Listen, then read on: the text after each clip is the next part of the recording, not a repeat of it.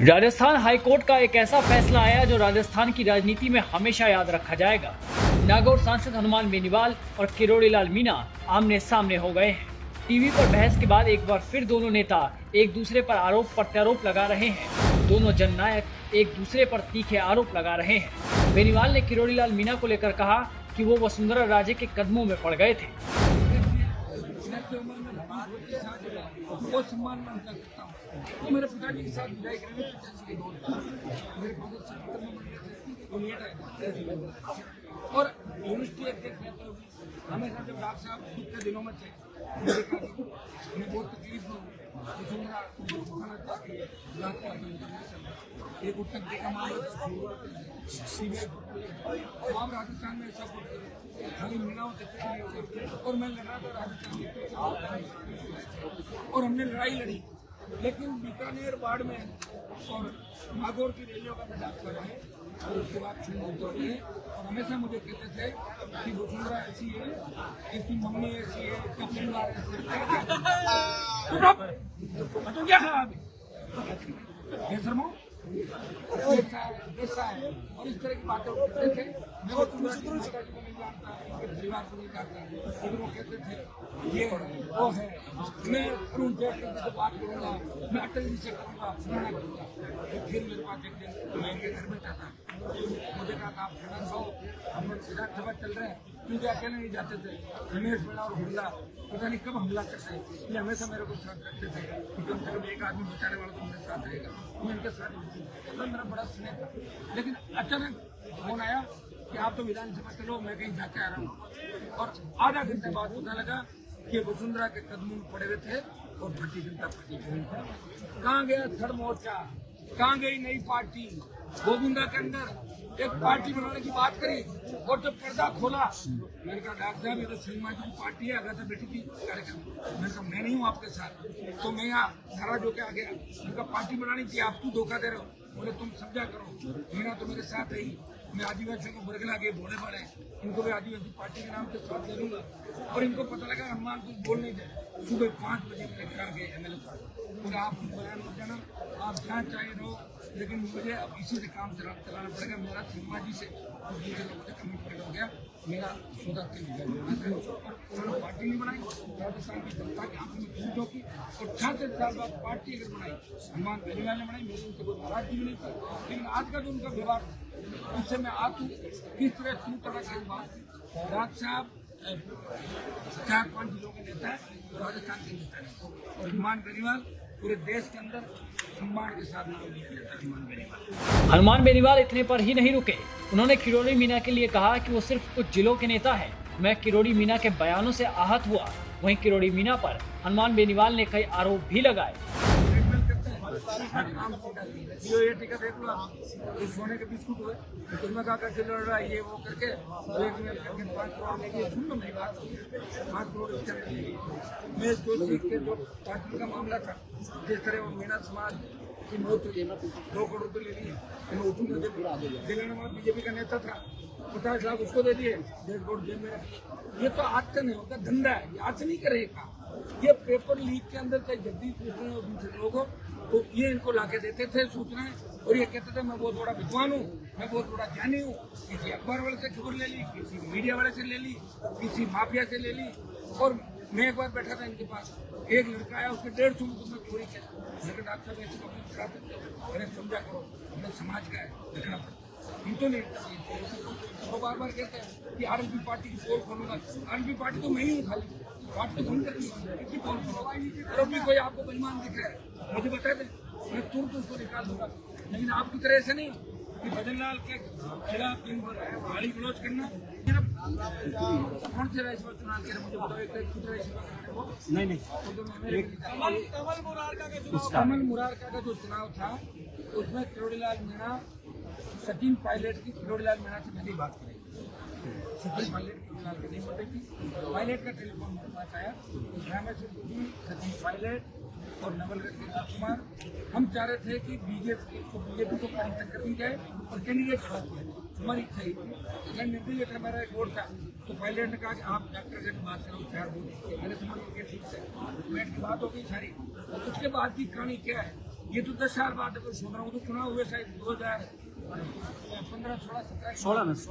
अब क्या डॉक्टर साहब को एकदम मुझे सपना आ गया और ये मेरे पे पैसों का आरोप लगा रहे हैं।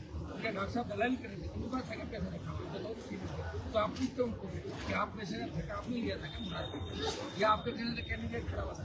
कैंडिडेट खड़ा किया था कांग्रेस पार्टी ने, 3-4 वोट इनके थे, एक मेरा दिल्ली का वोट था और हमें मिलते 2-4 वोट करके उनको चुनाव जीतना था। और मैं बीजेपी के साथ, मैं बीजेपी पार्टी के साथ मैंने कहा भैया को बहिष्कार करूँगा, ये निर्दलीय निर्दलीय लड़ा। ये आरोप प्रत्यारोप तो उठा गया डॉक्टर साहब को कि कोई सबूत कहते हैं मेरे पास इतने सुनिए मेरे पास इतने सबूत है अगर मैं ना दूँ तो डॉक्टर साहब मुझे लगा वो तो कह रहे हैं कि मैं मंत्री रहना ही नहीं चाहता हूँ, छोड़ दो तो कौन मना कर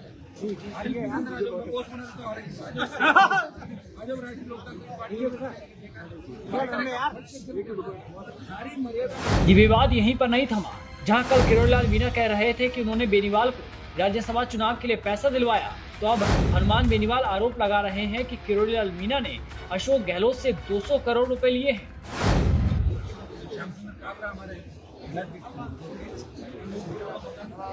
मुझे बोला साहब मैं आपसे कोई बात करूँ लेकिन मेरी कोई बात नहीं है। डॉक्टर साहब बोलिए 100 किलो से मैंने 200 को दिखाई देता 13 के अंदर जो हेलीकॉप्टर देते 8 के अंदर देते 200 करोड़ रुपये ऐसे भुगतान का मैंने दिलाए। श्याम सुंदर काबरा नया कैसे तीनों थे। डॉक्टर साहब उसका जवाब दे दे 200 किलो से पैसा लेके किसको दिया आप बताओ? हेलीकॉप्टर उसी को उड़ाया। ऐसा ही भर्ती आपस में दोनों नेताओं के पर्सनली हो गई। उनका क्या मतलब? वो कहाँ ऐसा ही भर्ती है? फिलहाल क्या नौकरी कर रहा है? हम लोग ये डीजे बजाए ना, देखा नहीं आपके सामने बज रहा 200 करोड़ रुपए, तीसरा मोर्चा, वसुंधरा राजे से लेकर सचिन पायलट तक का नाम लेकर हनुमान बेनीवाल ने किरोड़ीलाल मीणा को खूब घेरा। तो अब बेनीवाल के आरोपों के बाद किरोड़ीलाल मीणा भी सामने आए और सफाई देते हुए चैलेंज भी दिया है।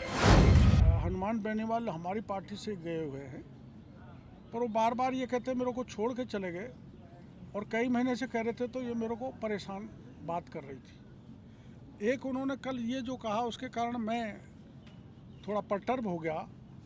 उन्होंने कहा था कि आप बजरी में पैसा लेते हैं, आप खाद बीज और पेस्टिसाइड जो कार्रवाई किस लिए कर रहे हो मैं जानता हूँ, मैं कुछ भी कर सकता हूँ, सारे पत्रकार भाइयों को कहता हूँ, लेकिन मैं भ्रष्टाचार नहीं कर सकता। अगर कहीं भी प्रमाण मिल जाए तो मेरे को फांसी के फंदे पे लटका दिया जाए। तो उससे मेरे को परेशानी हुई, मैं परटर्ब हुआ, तो कुछ बात कह दी, तो उसको उनको भी अन्यथा नहीं लेना चाहिए। मैं तो कम से कम अन्यथा नहीं लूँगा, क्योंकि उन्होंने मेरे को नज़दीक से देखा है, मैंने उनको नज़दीक से देखा है, लेकिन उन्होंने ऐसे गंभीर आरोप लगा दिए जिससे मैं दुखी हो गया और ये दुख कई दिनों में मिटेगा। तो ऐसा लगता है कि हनुमान बेनीवाल कोई बात नहीं। मैं आप बताओ, मैं पिछले रात से ये सारे मामला उठा रहा था। मैंने कभी आपको कहा कि मैं इसका क्रेडिट ले रहा हूँ? आज भी नहीं कहता हूँ। कोई क्रेडिट लो, मैं इस क्रेडिट के उसमें नहीं पढ़ता और ना पढ़ूँगा। उनको क्यों दुख हुआ मेरे को समझ में नहीं आ रहा। जब से मैंने किसानों के खाद बीज पेस्टिसाइड पे छापा मारा है, तब से वो तड़पन में है, समझ से बाहर है। तो उनको भी किसान के बेटे हैं, मेरे साथ नहीं लगते तो अलग से जैसे सब इंस्पेक्टर का आंदोलन किया वो करना चाहिए था। और जब हमने सब इंस्पेक्टर का मुद्दा उठाया तब उन्होंने बयान तक नहीं दिया। वो उनका व्यक्तिगत मामला है, मैं उसमें नहीं जाना चाहता। मैं विचारधारा से पुष्ट हूँ और मैं राष्ट्रीय स्वयंसेवक संघ की शाखा पे वर्षों तक खिलाऊ काम किया है और मैं मीसा में जेल में रहा हूँ। मैंने बहुत यातनाएं सहन की है। मेरी मजबूरी थी कि मेरे को उस समय निकाल दिया गया था पार्टी से। उसके कोई कारण होंगे, कुछ आपको पता है, कुछ मैं जानता हूँ, कुछ निकालने वाले जानते हैं, लेकिन मैं विचारधारा से कभी नहीं भटका। तो ये सवाल ही नहीं उठता कि मैं किसी दल में जाके एमएलए बनूं। जब ये मजबूरी हो गई कि भाई मेरे को निकाल ही दिया, तो मैं निर्दलीय चुनाव लड़ा, एक पार्टी बनाई राजनीति में जिंदा रहने के लिए। पार्टी ने बुला लिया कि वापस आओ, अब घर में आना जाना बना रहता है, तो पार्टी ने निकाल दिया, तो पार्टी ने ले लिया, तो पार्टी की सेवा कर रहा हूँ। अगर वो प्रमाण दे दें तो मैं राजनीति छोड़ दूंगा। और मैंने जो कहा है उसके में प्रमाण मेरे पास है, लेकिन मैं देना नहीं चाहता कि सामने वाले का भविष्य खत्म हो जाए। आरएलपी की महिला कौन है? को लेके हनुमान बेनीवाल को कोई समस्या हो रही है, आपने भी कहा वो तो पायलट साहब को भी हो रही है, गहलोत साहब को भी हो रही है, डोटासरा को भी हो रही है, लेकिन ये समझ से बाहर है हनुमान बेनीवाल जी को क्यों परेशानी हो रही है। क्यों हो रही है तो क्या डॉक्टर? कोई वो तो उनसे पूछो ना आप। तो क्या फंडिंग होती है कि कुछ इस तरह की ये फैक्ट्री वाले कुछ करते हैं क्या सर? अब करते होंगे भाई, मैंने तो नहीं किया, मैं ईमानदारी से कहता डॉक्टर हूँ। साहब ये आरएलपी की महिला कौन है जो पेपर लीक में शामिल थी? वो मैं जरूरत पड़ी, जरूरत मैंने क्या रात को कह दिया, अब आवश्यकता पड़ी तो बता दूंगा। वो ही नहीं है, कई उसके साथ जुड़े हुए लोग हैं। जातिगत संघर्ष हो रहा है सर। तो मैं जीवन लेना समाप्त कर लूंगा, लेकिन अनैतिक आचरण नहीं करूंगा। तो ये क्या ओछी राजनीति पर उतर है आपने जो लोग इस आरोप तरह से? लगाए हैं, आप कह रहे हैं कि भ्रष्टाचार में अगर एक भी आरोप साबित होता है तो आप जो है वो राजनीति छोड़, जो भी आपने कहा अरे दोनों था। तो ये अरे 200 करोड़ अगर गहलोत से लिए हैं तो उसके प्रमाण दो, और लिए हैं तो मैं गहलोत के खिलाफ 5 साल तक क्यों लड़ा? आप प्रमाण बता दो। 5 साल तक गहलोत के खिलाफ मैं लड़ा ना। मैं आमागढ़ पे चढ़ा, वीरांगना के साथ पुलिस ने मेरे कपड़े फाड़ दिए, मेरे को पकड़ के ले गए, पटक के ले गए। ऐसा अपमान मेरे जैसे नेता का कभी राजस्थान में नहीं हुआ। और गहलोत के मैंने पूरे 5 साल में मिलना भी नहीं समझा। तो पैसे कहाँ से आ रहे हैं वो स्रोत तो बता दें बेनीवाल जी, और मैंने दिए वो स्रोत बता दूंगा तो ठीक नहीं होगा। आप कोई डिफेमेशन करेंगे? कौन? आप अरे रोज रोज के बयान है, कहाँ डिफेमेशन के लिए पैसा है और कहाँ समय हमारे पास है। जनता कर देगी अपने आप डिफेमेशन। ऐसा अहंकार नहीं करना चाहिए। बराबर के साथी वो हमारे साथ एमएलए भी रहे, एमपी भी रहे, मेरे से छोटी उम्र के हैं, आपस में बैठ के सलाह करते थे, योजना वो पूछते थे तो हम उनको बताते थे। आखिर क्यों वो इरिटेट हो रहे हैं? क्योंकि कुछ जाट राजस्थान में मेरे पक्ष में कि ये पेस्टिसाइड सीड का और उर्वरक का किया है ना, वो बयान देने लग गए, मेरा स्वागत करने लग गए। अरे स्वागत तो उनका भी हमारे मीणा लोग बच्चे करते हैं, इसको क्या बुरा मान?